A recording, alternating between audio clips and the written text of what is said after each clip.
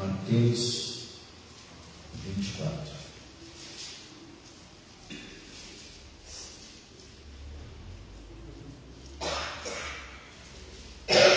Mateus 24 está tratando do sinal do fim dos tempos. No versículo 3 diz assim: tendo Jesus se assentado no Monte das Oliveiras, os discípulos dirigindo-se a ele em particular lhe disseram: dize-nos, quando acontecerão essas coisas, e qual será o sinal da tua vinda e do fim dos tempos?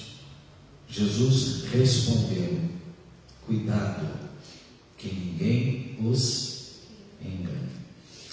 Essa é uma palavra muito importante e pertinente, porque o espírito enganador está fazendo aquilo que foi designado a fazer. Muitos estão sendo enganados, por uma falsa palavra, um falso evangelho que está sendo divulgado veementemente por aí.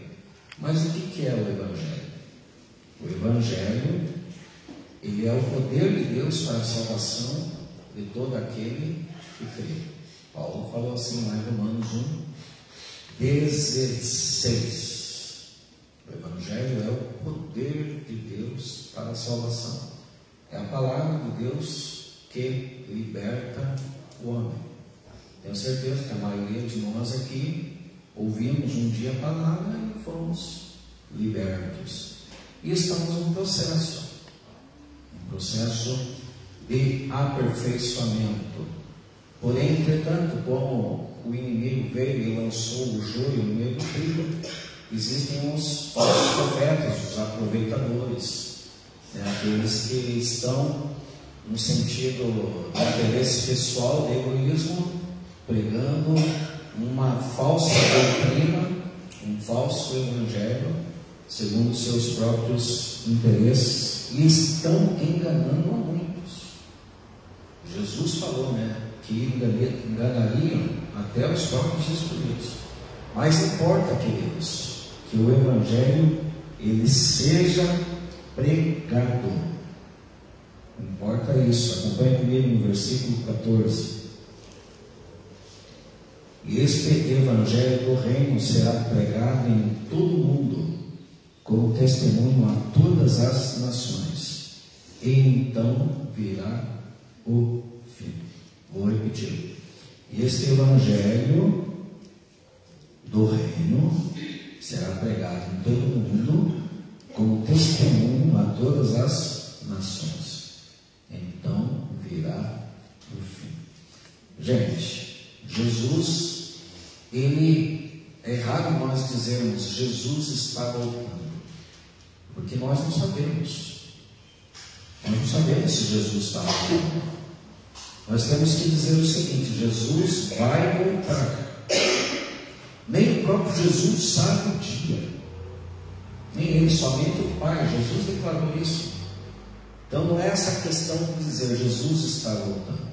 Jesus, aqui em Mateus 24, ele deu os sinais do seu retorno. Então os sinais evidenciam que a sua vinda está prestes a acontecer. Os grandes sinais estão aí. As duas grandes guerras mundiais são um sinal muito claro que aconteceu no século passado. As pestes, as intempéries, as coisas da natureza. Gente, o amor de muitos se esfriando. Isso é notório, isso é uma grande realidade. Mas uma das coisas mais importantes a acontecer antes do retorno de Jesus é que o evangelho seja pregado, que o evangelho seja divulgado. Gente, e o evangelho está sendo pregado. O evangelho está sendo divulgado. A internet ajudou muito nesse sentido. Olha o filme Paixão de Cristo. Quem assistiu aquele filme Paixão de Cristo, do Mel Gibson?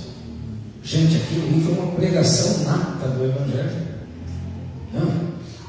Quantas e quantas nações assistiram aquele filme e se depararam aí com o real sacrifício de Jesus Cristo, todo o preço que foi pago, né? O próprio ator se converteu. O próprio ator se converteu ao cristianismo, Jim teve experiências reais com Deus, né? Então, gente, uma prolongação do Evangelho no mundo todo, uma abrangência que nós não temos noção daquilo que está acontecendo nesse sentido. A internet ajudou muito nesse sentido. E assim, uma das coisas que nós precisamos entender, o importante é que o Evangelho seja pregado, não que as pessoas vão aceitar, porque nem todos aceitarão, nem todos. Afinal de contas, muito obrigado, minha querida. Muitas vezes você já pregou para pessoas que não aceitaram. Eu já preguei para pessoa que falou não. Quando eu trabalhava no comércio, eu estava subindo ali a Vicente Machado, bem na frente do Condor. Quando a entrada do Condor era ali na Vicente Machado ainda, tinha um rapaz que vivia sentado ali com uma perna grossa, muito machucada, vivia me pedindo as moedinhas, talvez o Pedro até lembre. Aí um dia eu peguei e tentei falar do Evangelho para ele. Pensa num cidadão que não aceitou. Ele falou assim: se você quer com dinheiro, eu aceito. Agora com Jesus Cristo, essas coisas aí não. Não estou afim não. E sai fora. Sai fora. Mas, gente, a minha parte eu fiz. Eu falei: Jesus te ama, Jesus tem um propósito na tua vida. Mas não aceitou. Então, queridos, importa é que nós façamos a nossa parte, porque vai chegar um dia que a pessoa, se ela teve a oportunidade de ouvir o Evangelho, ela pode se defender diante de Deus. Não, mas eu fui ignorante, eu não ouvi, eu não sabia que esse era o caminho. Mas nós fizemos a nossa parte. Importa é que o Evangelho seja pregado. O texto não diz que o Evangelho seja pregado e aceito.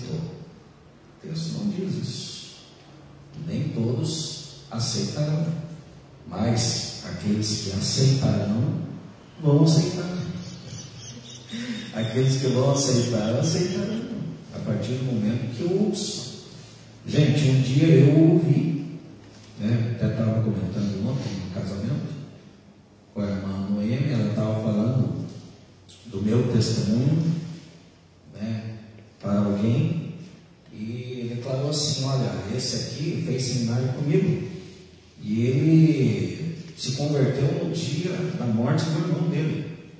E de fato, queridos, eu já tinha um certo conhecimento da palavra, os meus pais desviados dos testemunhos de Jeová, sempre tive contato com aquela Bíblia das testemunhas, uma Bíblia verde famosa das testemunhas de Jeová. Eu tinha um certo conhecimento de Deus, mas eu levava aquela vida absoluta, largada. E, gente, aí quando eu fui ouvir o Evangelho, foi exatamente num culto fúnebre, quando meu irmão estava sendo velado lá na segunda igreja presbiteriana, renovaram uma tarde da bênção, no dia 18 de setembro, lembro muito bem. E foi o dia em que Deus usou o falecido pastor Orlando Lourenço para pregar uma mensagem. E a palavra veio e impactou meu coração. Então o Evangelho foi pregado ali e fez toda a diferença na minha vida. Eu aceitei o Evangelho. Eu me voltei a Deus através da mensagem. Então, queridos, glória a Deus que eu aceitei. A partir do momento que eu ouvi, mas nem todos aceitarão.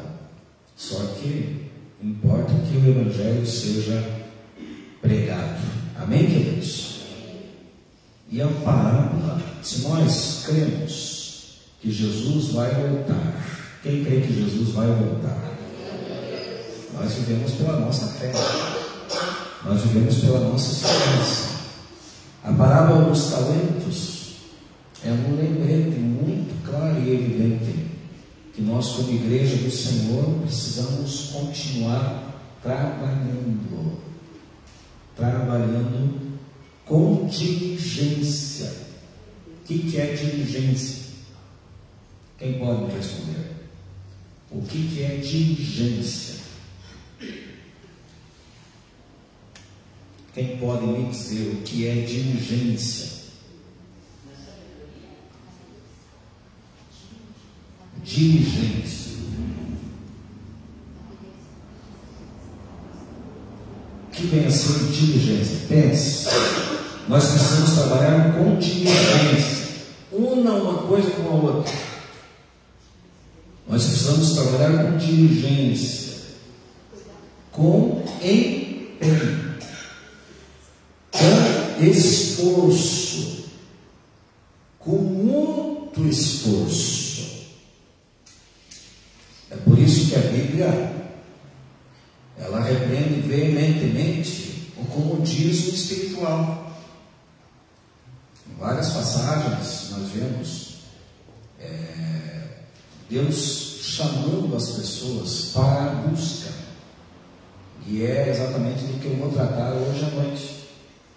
O Salmo 105, no verso 4, diz assim que nós devemos buscar a face do Senhor continuamente. Então, gente, Paulo, ele foi muito enfático nesse sentido. Ele declarou lá em Romanos que já é hora de despertarmos do sono, porque a nossa salvação está agora mais perto do que quando nós aceitamos a fé. A noite é passada, o dia é chegado. Rejeitemos, pois, as obras das trevas e revistamos-nos das armas da luz. O que nós precisamos fazer? Nos empenharmos, termos diligência na nossa busca, a fim de seguir a recomendação que foi estabelecida pelo próprio Deus.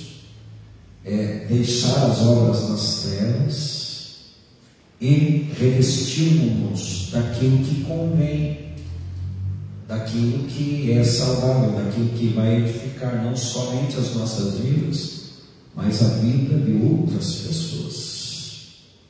Então, gente, assim, nós precisamos, como igreja chamada do Senhor, nós precisamos trabalhar com diligência enquanto nós estamos esperando o retorno do noivo. E Jesus recomendou: importa que o evangelho do reino seja pregado. Seja pregado. Então, a pergunta é para nós nesta manhã, missionário: qual tem sido o nosso foco? Qual tem sido o nosso foco principal? Ao contrário daqueles que querem se desligar da vida e esperar o retorno do noivo, o retorno de Jesus no cume do monte, sossegados, o cristão fiel e verdadeiro, ele precisa continuar trabalhando e planejar o futuro de uma forma inteligente. E nós que estamos na igreja, nós que estamos no reino, nós temos tudo para crescermos na graça e no conhecimento do Senhor Jesus, a fim de que sejamos úteis para o nosso chamado, sejamos úteis, melhor dizendo, em relação ao nosso chamado e com aquilo que Deus realmente quer de nós. Afinal de contas, quando Jesus treinou os discípulos, não era para eles ir na igreja para ficarem recebendo, ficarem lá adorando e cultuando e somente requerendo as coisas de Deus, os benefícios de Deus. Não, Jesus treinou os seus discípulos a fim de que eles fossem e proclamassem a verdade. Porque se um dado dia Jesus declarou com toda a força dos seus pulmões: e conhecereis a verdade, e a verdade vos libertará. Se Jesus um dia falou assim: obras maiores do que as minhas vocês farão, Jesus sendo humilde, certo? Gente, Jesus não saiu de Israel na sua pregação. Jesus, ele percorreu ali 150 quilômetros, ou um pouquinho mais, entre a Galileia e a Judéia pregando. Mas, queridos, o Billy Graham ele pregou a mais de 200 nações. Se não estiver enganado, pelo menos mais de 180 nações, ele pregou o Evangelho. Spurgeon pregou as massas. Gente, Bunke pregou lá na África milhões e milhões de pessoas. Obras maiores, milagres tremendos acontecendo. E, gente, as pessoas precisam ter esse encontro com a verdade. E é por isso que Jesus ele treinou seus discípulos. É por isso que Jesus discipulou Pedro, discipulou Tomé, discipulou Bartolomeu, discipulou o Tiago, o João. Está discipulando ele, está discipulando você, justamente para isso. Está discipulando Fabiano, para que nós tenhamos essa utilidade no reino de Deus, porque o que passa disso é fútil e entra no campo da vaidade. No campo da vaidade. Afinal de contas, amados, por que nós nos reunimos como igreja? Para adorar a Deus. Quando nós estamos no culto, o que nós estamos fazendo? Cultuando a Deus, oferecendo o nosso culto a Deus. Mas nós precisamos também entendermos qual é a nossa missão. E não sermos igreja somente dentro da igreja. Porque a parte principal é nós ser igreja fora da igreja. Aí, ser instrumentos de Deus para a libertação de outras pessoas. Outra coisa, não podemos ser uma igreja que dorme na luz.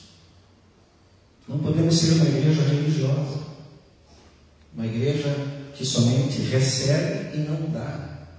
Porque nós fomos chamados mais para dar do que propriamente para receber. Porque é aquilo que eu vivo dizendo, queridos. O tempo todo nós estamos recebendo de Deus. Todos os suportes Deus está nos concedendo. Fôlego de vida. Todo ser que respira, louve ao Senhor. Quem está recebendo de Deus nessa manhã, louve ao Senhor. Estamos recebendo, gente. Nesse exato momento estamos recebendo de Deus. Cada batida do nosso coração estamos recebendo de Deus. É Deus quem está no controle, que comanda as nossas vidas.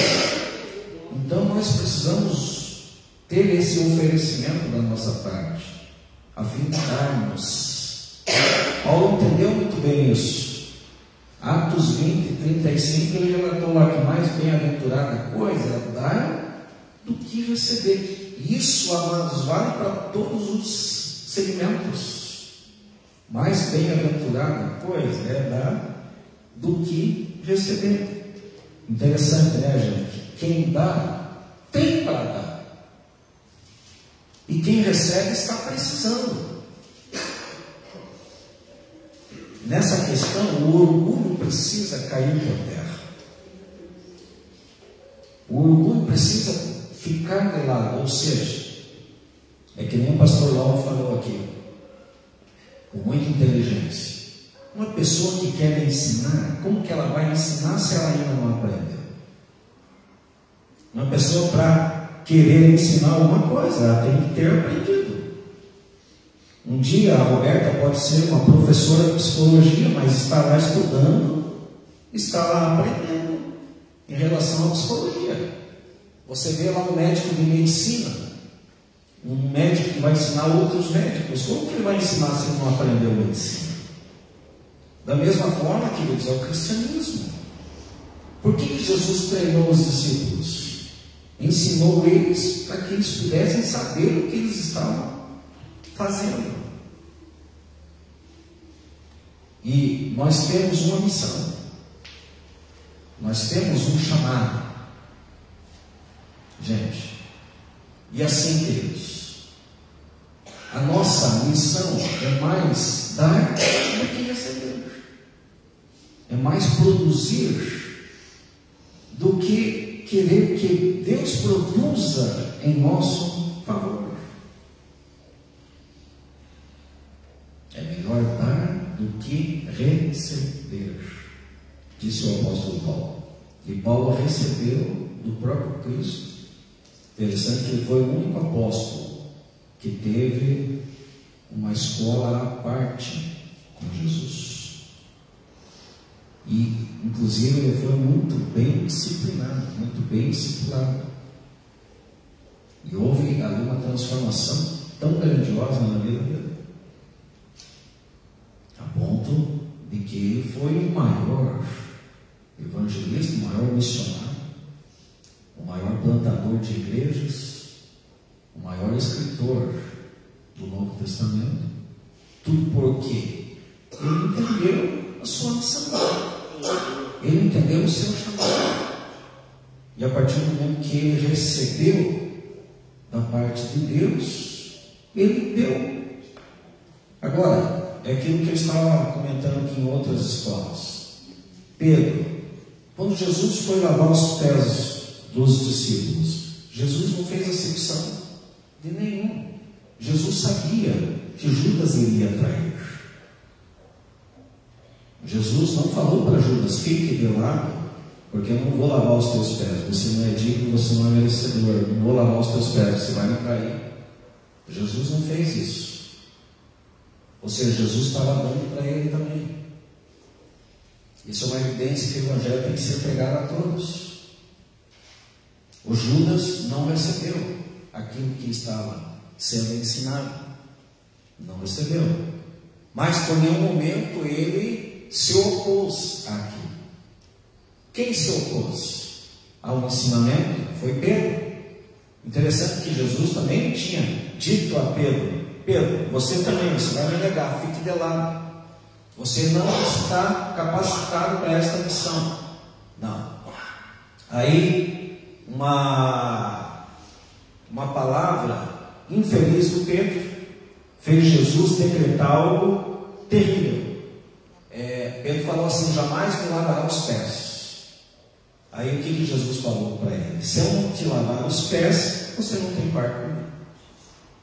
Ou seja, o que Jesus estava querendo passar para Pedro ali? Se você não aprender agora, como que você vai dar?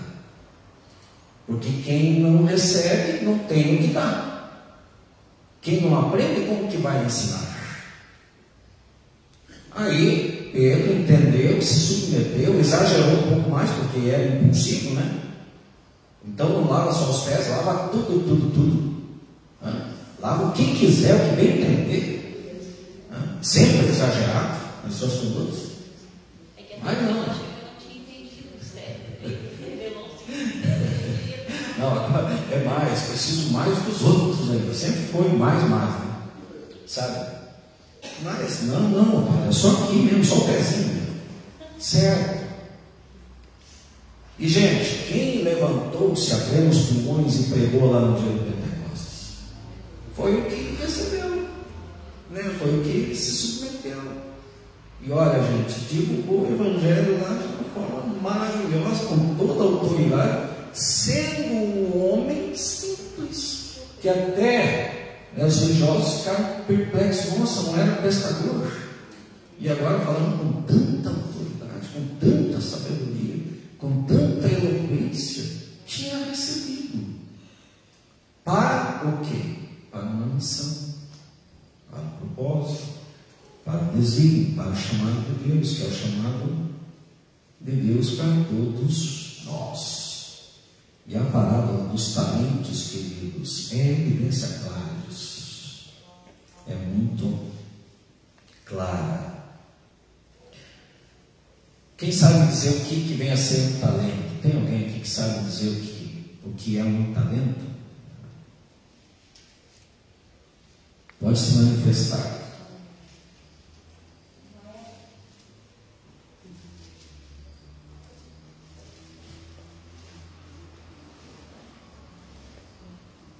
O que vem a ser um talento?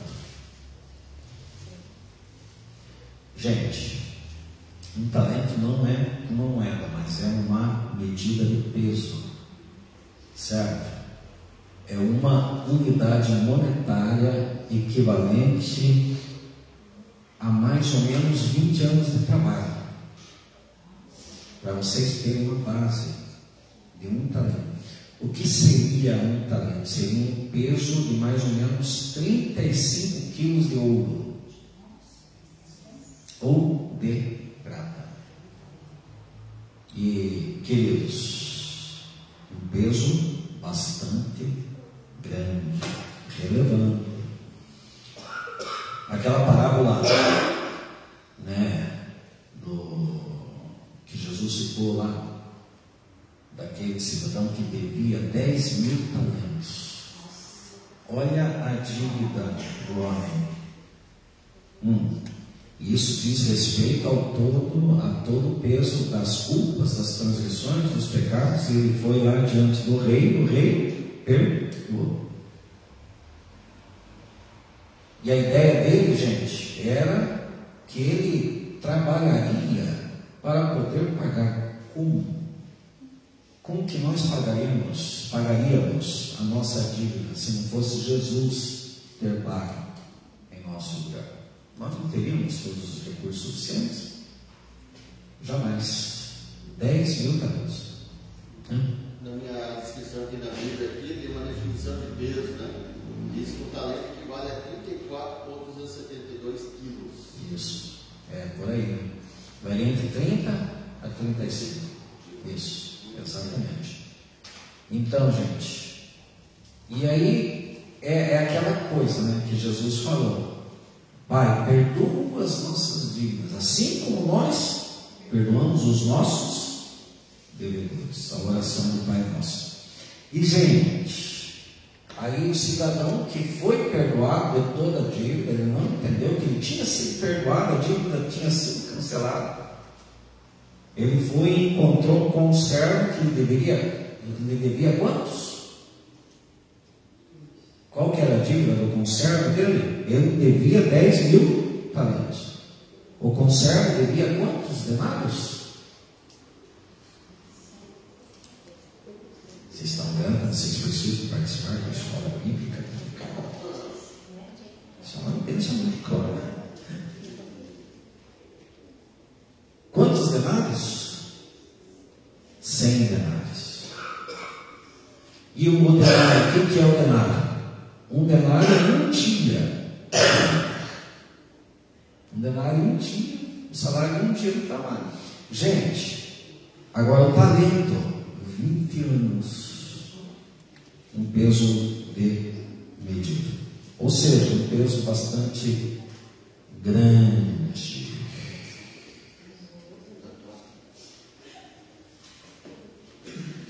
Era considerado uma quantia relevante.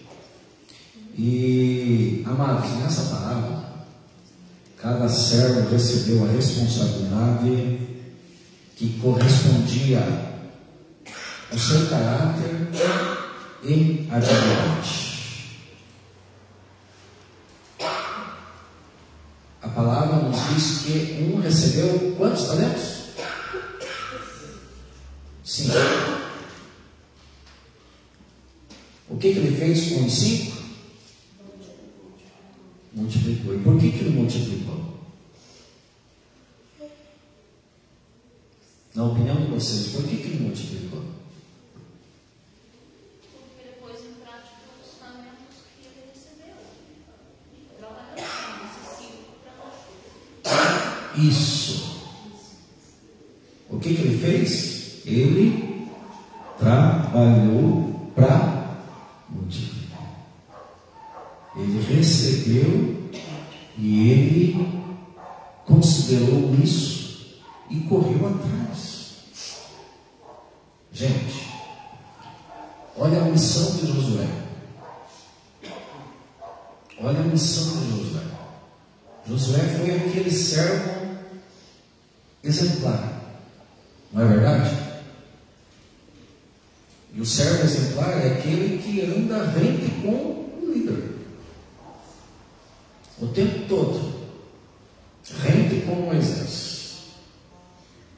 Aprendendo com Moisés.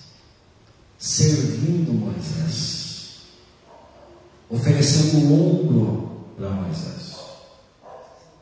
Sendo companheiro de Moisés. Gente, Moisés estava vendo aquilo. Deus estava vendo aquilo.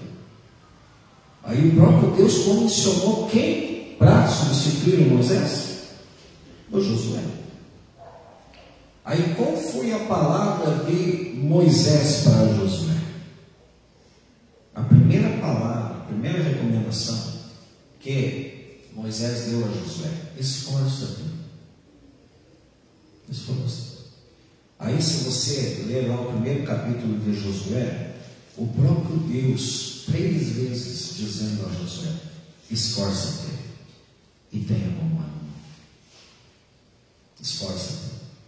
Aí o povo, no final do capítulo 1, o povo pegou a palavra e o povo também declarou: esforça-te. Tudo que vier às nossas mãos para fazer, amados, nós não podemos negligenciar. Nós precisamos fazer com diligência. Nós precisamos trabalhar. Lógico, com aquilo que nós sabemos que é para nós.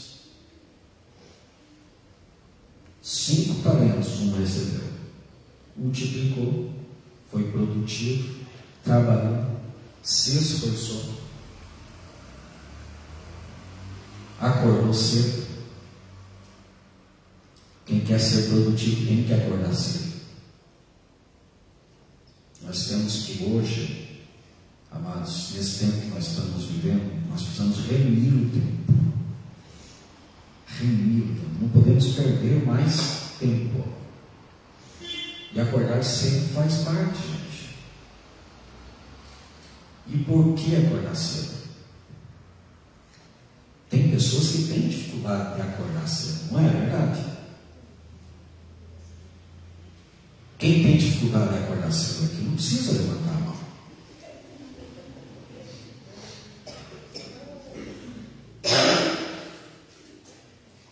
Quem gosta de dormir aqui pode levantar a mão, não precisa levantar.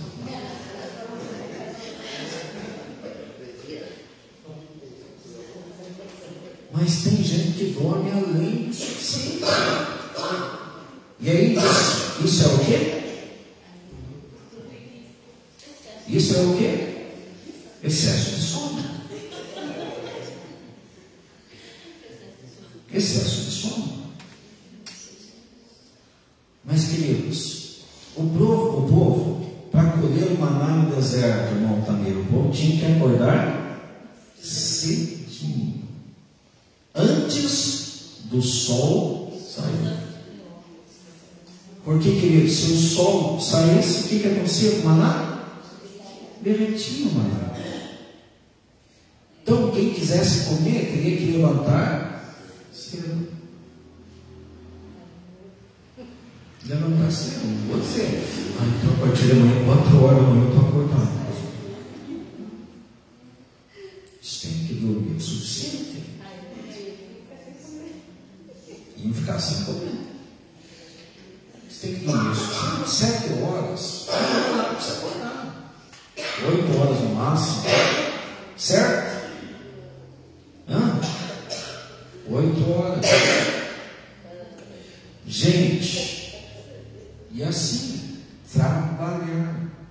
Eu estava falando do Leandro Carnal, né? Você vê o Leandro Carnal falar. Quem já ouviu o Leandro Carnal aqui nas suas palestras? Ouçam esse homem, ele é ateu, mas é bom ouvi-lo. Sabe por quê? Ele é muito inteligente, ele tem muita sabedoria, ele aborda todos os assuntos com muita intelectualidade.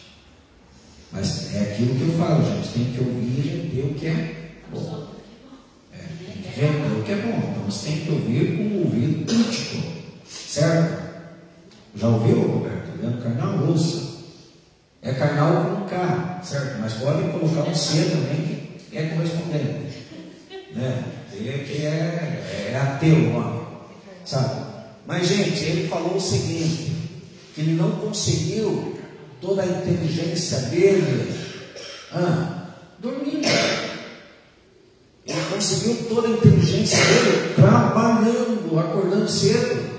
É um homem que lê um livro por dia, para vocês terem uma base. Qual foi o último livro que você leu? Você lembra o título? Qual foi o último livro? A mesa. A mesa. Do que se trata? Se trata de reuniões de família. Interessante. E, na reunião de família, durante a mesa, são tratados assuntos muito importantes, porque é tratado ali, digamos, na reunião de família, se tornam coisas sérias, né? Importante. Decisão, algo assim. Sim. A ênfase no diálogo também longe do celular, né? Porque hoje as famílias é cada um lá no seu mundo, né? Em redor da mesa para relacionar-se com família. Importante. Mas, gente, Paulo recomendou a Timóteo. Paulo estava treinando Timóteo. Ele falou assim: aplica-se à leitura. Aplique-se à leitura. Quando ele estava prestes a morrer, o que ele mandou Timóteo trazer? Traze também os livros e os pergaminhos, aplicado, com foco. Olha, não importa se a morte está se aproximando, eu estou querendo receber mais, ser levado a um outro patamar. E essa tem que ser, gente, a nossa vontade, o nosso desejo. Esforço. Josué recebeu a missão, substituir Moisés. A principal recomendação a ele foi: esforço. Então, o que recebeu 5 talentos, o que ele fez, gente? Entendendo os talentos que ele tinha, ele trabalhou. O que recebeu 2, da mesma maneira, certo? Mas e o que recebeu 1 talento? O que ele fez? Enterrou o talento. Agora, ele fez a coisa certa? Na verdade, ele valorizou, né? Porque se ele trabalhava em cima apenas aquele talento ele veio receber muito mais, produzir mais. Com certeza. Então ele desdenhou daquele único talento. Exatamente. Ele desdenhou, uma boa colocação. Ele desdenhou. Gente, a parábola dos talentos é uma evidência muito clara de que todos nós recebemos algo de Deus e de forma nenhuma podemos ficar negligentes em relação a isso. Quem já leu Hebreus 11, que trata dos heróis da fé? Hebreus 11. O que diz o início do capítulo 12 de Hebreus? Quem lembra? O que diz lá no início do capítulo 12? Você já leu Hebreus 11, os heróis da fé. Interessante que os heróis da fé, eles foram chamados para o quê? Todos os heróis que estão lá, gente, foram servos inúteis. Hebreus 11, trata dos heróis da fé. Todos os que estão relatados lá, gente, foram chamados para trabalhar. Foram chamados, por isso que são considerados heróis da fé. Os patriarcas, Moisés, os profetas, Davi. Se a gente for analisar, a Bíblia Sagrada ela é escrita por sangue. Exatamente. Sim. Tem sangue. Por demais da conta. Deus colocará em nós, né? Isso, exatamente. José. E todos os que estão relatados lá. Jefté, Gideão, Samuel. Todos foram chamados para servir e servir. Tem um ditado que diz que quem não serve, não serve. Mas o que é servir? Se não tiver a promessa de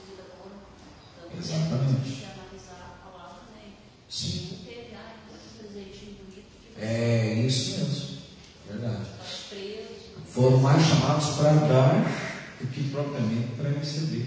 E através da sua utilidade receberam. Por exemplo, Abraão foi chamado de pai da fé, mas a partir do momento que ele entendeu o propósito, que ele teria que fazer alguma coisa para ser condizente a isso. Não era só ficar lá, né, na rede esperando as bênçãos acontecerem. Não. Para falar a verdade, ele tem que sair da sua terra e ir para uma terra que ele não sabia. Né? Teve que ter um movimento, teve que ter uma mobilização, teve que ter um procedimento, teve que ter uma atitude. Olha, teve que oferecer Isaac. Gente do céu, quem está nessa disposição de oferecer o seu Isaac para Deus? 2.400 quilômetros peregrinando. Gente, é muito esforço. Toda a sabedoria e riqueza, como se fosse aos pés de Mariana. Sim, exatamente. Para pagar o preço. E, gente, olha o final da vida dele. Olha tudo que ele sofreu para a divulgação do Evangelho. Ele não serviu a Deus para ter, ele abriu mão de tudo. A riqueza da família dele, a sabedoria. Isso mesmo, a fim de dar, de compartilhar, de divulgar o Evangelho. Eu não me envergonho do Evangelho, porque o Evangelho é o poder de Deus para a salvação de todo aquele que crê. Vai ter os que vão crer. E o Evangelho precisa ser pregado. E, gente, aí, os heróis da fé são testemunhos. Então, o autor aos Hebreus ele declarou assim: visto que estamos rodeados de tão grande número de testemunhas, os heróis da fé, de Hebreus 11, contextualizando, visto que estamos rodeados de tão grande número de testemunhas, tenhamos alguns procedimentos. Quais? Primeiro, deixemos todo embaraço. Que o embaraço não seja um empecilho para que nós sejamos úteis. Hebreus 12. Isso, pode abrir se quiser, os irmãos acompanhar. Deixemos todo embaraço. Gente, o quanto mais desembaraçar a nossa vida, é melhor. Quem já se deparou aqui com algo embaraçoso ou algo embaraçado? Já se deparou? Com um carretel assim, aquele fio todo embaraçado, Fabiano? Já tentou desfazer aquilo ali? Tem vezes que não é nada fácil. E tem vezes que vai pegar uma tesoura e vai corta numa ponta aqui, corta na outra aqui, e aquele embaraço todo você joga fora. Deixemos todo o embaraço. E outra, o pecado que tão de perto nos rodeia. Olha, gente, não é fácil. Não é fácil a nossa luta contra o pecado. Não é fácil, não é café pequeno, não. Só Deus e nós sabemos a quantia do esforço para não pecarmos. Não é verdade? Só Deus e nós sabemos. Deixemos todo o embaraço e o pecado que tão de perto nos rodeia e vamos está o texto aí. Hebreus 11. Corramos com paciência o quê? O que significa isso? A carreira que nos está... a carreira que Deus tem para mim é ficar muito na igreja, receber as bênçãos. A carreira que nos está proposta. Visto que estamos rodeados de tão grande número de testemunhos. Dá uma analisada na vida dos heróis da fé. Homens os quais o mundo não era digno, que fechava a boca dos leões. Quem fechou a boca dos leões? Daniel. Apagava a força do fogo. Quem apagou a força do fogo? Gente do céu, foram maltratados, cerrados ao meio. Quem foi cerrado ao meio?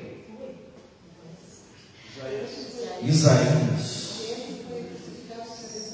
Cerrado ao meio. O maior profeta messiânico, cerrado ao meio. Dá uma olhada para os heróis da fé. Agora, a nossa vida é vir de domingo em domingo na igreja e para. Não, vou lá porque eu vou receber. Não, gente. Nós estamos na igreja para cultuarmos a Deus e para entendermos ainda mais a nossa missão, nosso chamado, a carreira que nos está proposta. Existe uma carreira proposta de Deus para nós, é o talento. É o talento que Deus deu para todos. Porque se nós estamos aqui, gente, quem quer se considerar um servo inútil? Tem alguém aqui no nosso meio que quer se considerar um servo inútil? Eu creio que não. Mas a gente só passa o discernimento que você está sendo inútil quando você se lança aos pés do Senhor e vê que Deus está requerendo de você, não você ser um servo inútil. Aí você passa a ser um servo útil. Mas até então, esse fato de você vir à igreja, né, e não fazer nada. Na verdade, tudo é um mistério que tem que condizer com a humildade. Porque quanto mais inútil, talvez você se considere, mais você quer ser útil. E isso é como uma mola propulsora que lança para você ser produtivo. Então isso é condizente com a humildade. O pilar, a estrutura, tem que ser a humildade. Aí você tem aquela ambição de trabalhar, de fazer algo para Deus, condizente com aquilo que você recebeu. Porque, amados, todos nós, pelo menos um talento nós temos. Pastor, não para ser o melhor, mas para fazer o melhor. Não para ser o melhor, mas para fazer o melhor. Bem colocado. Então, gente, todos nós recebemos um talento. Você sabe qual é o teu talento? Você sabe qual é o teu talento? Você sabe qual a melhor maneira que Deus quer te usar? Gente, nem todos foram chamados para cantar.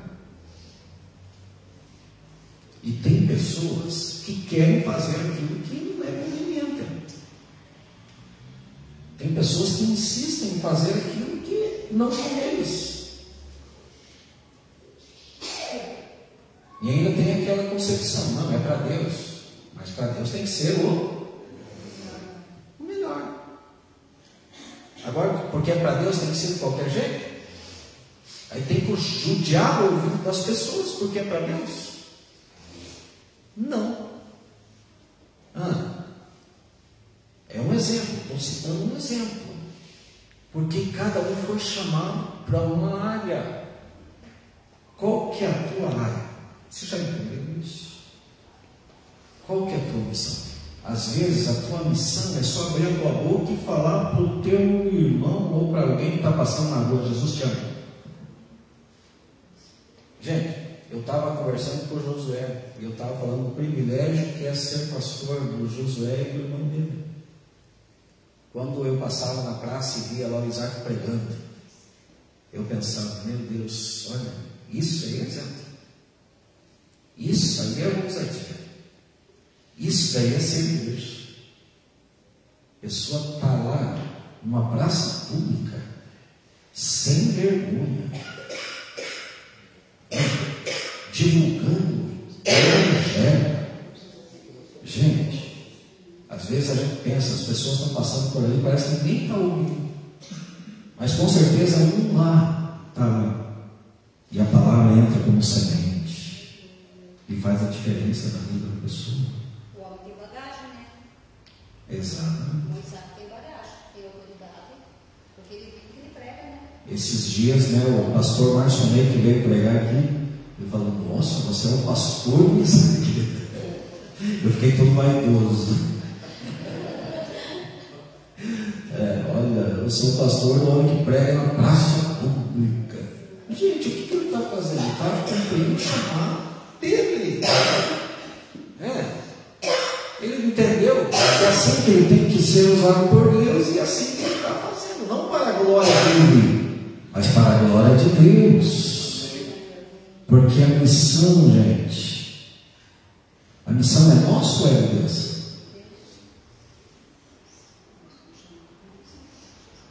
A missão é nossa ou é de Deus?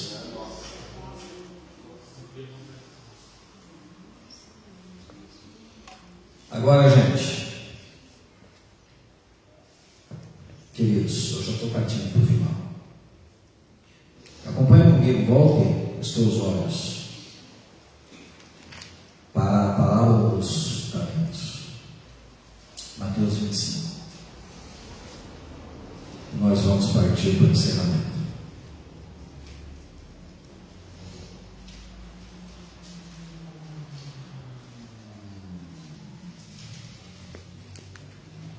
Mateus 25.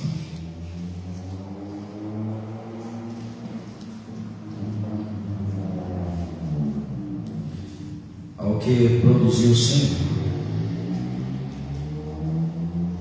Versículo 21. Mateus 25, 21. Ao que multiplicou os talentos.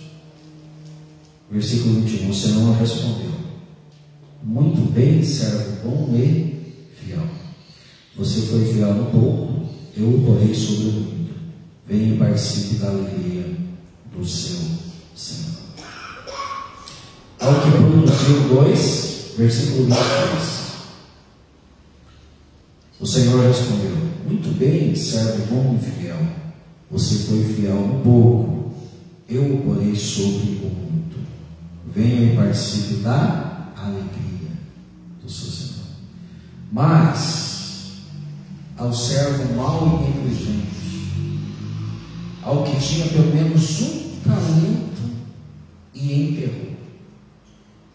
Qual foi a fala de Jesus a ele? O Senhor respondeu: servo mau e negligente, você sabia que eu colho aonde não plantei e junto onde não semeei? Então você devia ter confiado o meu dinheiro aos banqueiros, para que, quando eu voltasse, eu recebesse de volta com juros. Ele estava com um pouco de preguiça de trabalhar, ele poderia colocar o talento no banco para render juros, mas não enterrar. A minha Bíblia diz que Ele ficou com medo, porque ele achava que o patrão era alguém duro, severo. Mas na verdade era uma concepção errônea e equivocada da parte dele. Isso. Agora, qual foi a palavra final de Jesus? Tirem o talento dele e entreguem ao que tem 10. Pois a quem tem, mais será dado, e terá em grande quantidade. Mas a quem não tem, até o que tem, lhe será tirado. Gente, agora essa parte final aqui é terrível. E lancem fora o servo inútil. Aonde? Onde ele possa reconciliar? Nas trevas, onde haverá choro e ranger de dentes. Vocês estão vendo o peso dessa palavra? O peso é muito maior do que o talento. A consequência da negligência. Se nós temos um entendimento, amados, que nós fomos comissionados para uma obra e estamos sendo negligentes, isso é muito comprometedor. Isso é muito relevante. Abra comigo Lucas, capítulo 24.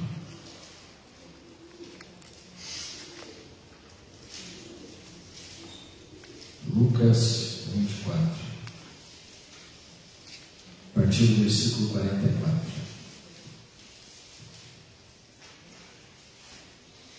Irmãos, alguém quer falar alguma coisa? Alguém tem um comentário a fazer? Pode ficar na liberdade.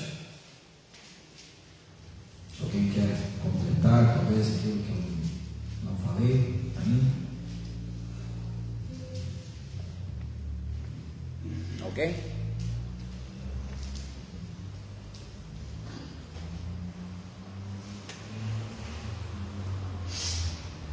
Vamos ler. Lucas 24, a partir do 44. E disse-lhes: foi isso que eu lhes falei enquanto ainda estava com vocês. Era necessário que se cumprisse tudo que ao meu respeito está escrito na lei de Moisés, nos profetas e nos salmos.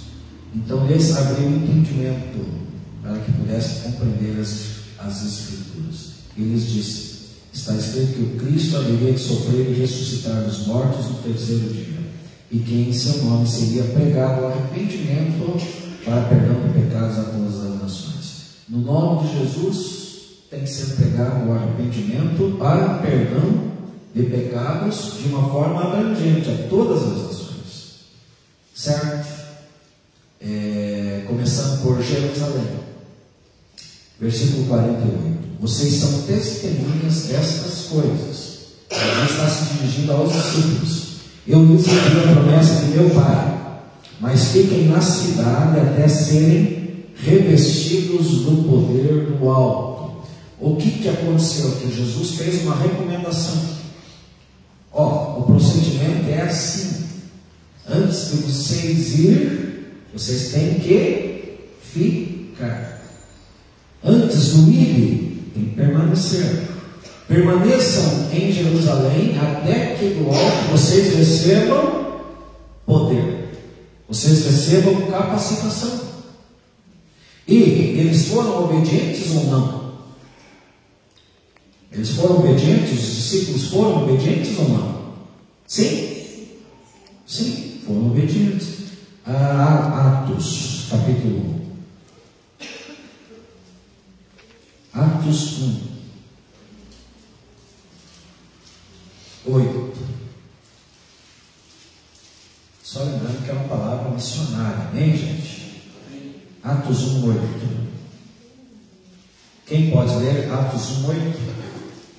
Mas vocês receberão poder ao descer sobre vocês o Espírito Santo, e serão minhas testemunhas, tanto em Jerusalém como em toda a Judéia, Samaria e até os confins da terra. Aleluia. Quem glorifica o Senhor por esse mensagem? Mas vocês receberão poder quando o Espírito Santo descer. E serão o quê? Minhas testemunhas. O que a testemunha faz, Fabiano? Testifica. E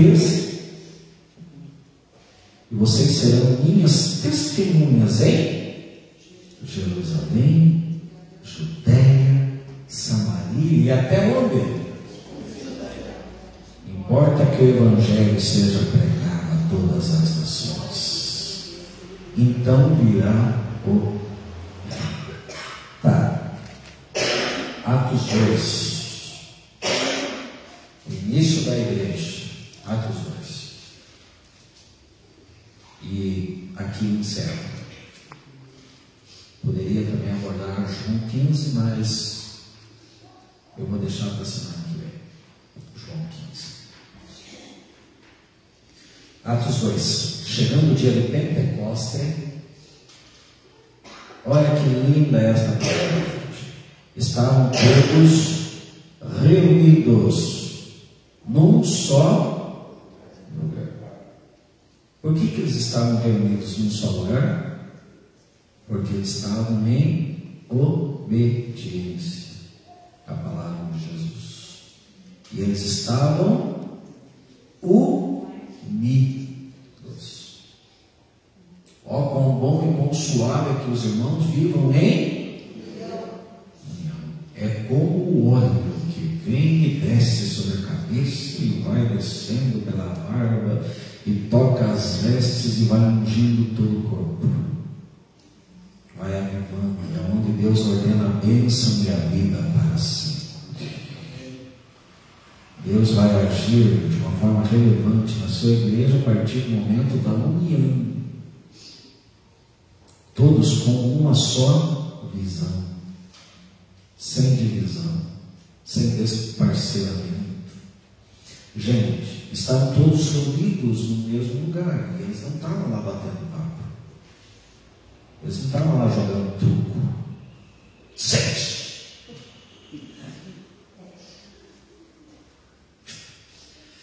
Eles não estavam, eles estavam lá com propósito, estavam focados em obediência à palavra de Jesus.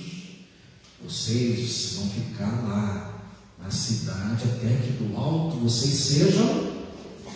Gente, até que do alto vocês sejam convertidos.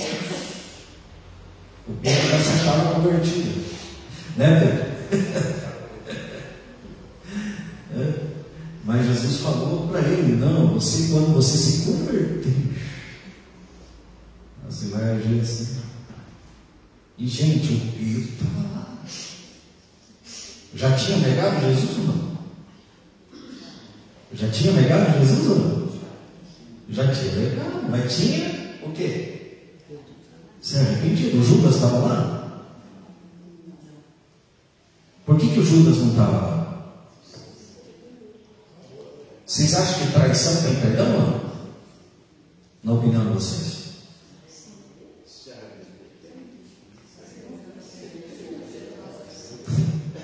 Traição tem perdão ou não?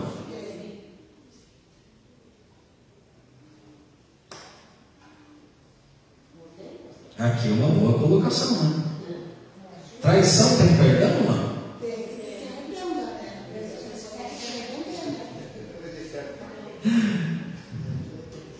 Ó, vocês vão perdoar 490 dias, qualquer coisa, menos traição. Foi isso que Jesus falou. Tem que perdoar se houver arrependimento. Pedro negou, se arrependeu, chorou amargamente.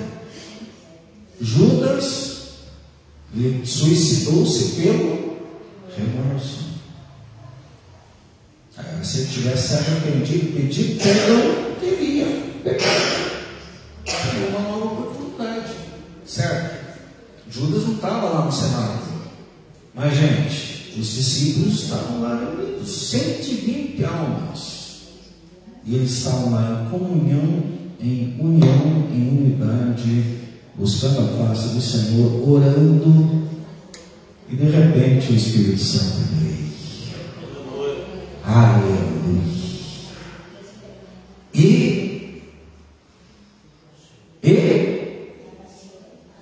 E todos foram cheios. E todos receberam outro,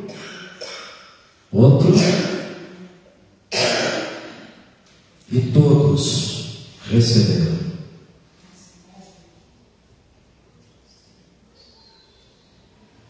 Precisamos entender qual é o nosso talento, gente. Precisamos entender que sermos produtivos para a glória de Deus. Paulo falou assim, lá em Filipenses 2:3: nada façais nem por contenda, nem por vanglória. Tudo que deve ser feito na igreja, no reino, é para a glória de Deus, para que o nome do Senhor seja exaltado, para que as pessoas se voltem à verdade, porque Jesus declarou: e conhecereis a verdade vos libertará.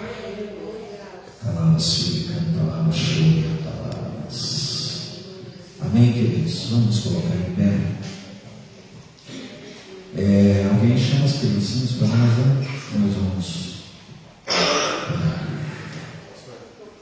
Pode falar. Depois do final, se todos os irmãos puderem reunir, a gente tirar uma foto do meu primeiro café missionário, Isso. a gente está participando lá da mista. A gente tem um grupo agora de missões, né? Maravilha. Depois a gente vai estar encaminhando também lá, que a igreja está fazendo o papel dela. Isso aí, muito bem colocado. Maravilha. Glória seja dada ao nome do Senhor Jesus. Amém, gente? Deus, eu quero fazer uma oração para nós aqui, de agradecimento, para que Deus venha visitar a igreja, Louvado e exaltado seja o nome do Senhor. Irmã Neuza vai orar. Glória a Deus. Paz, Senhor, igreja amada.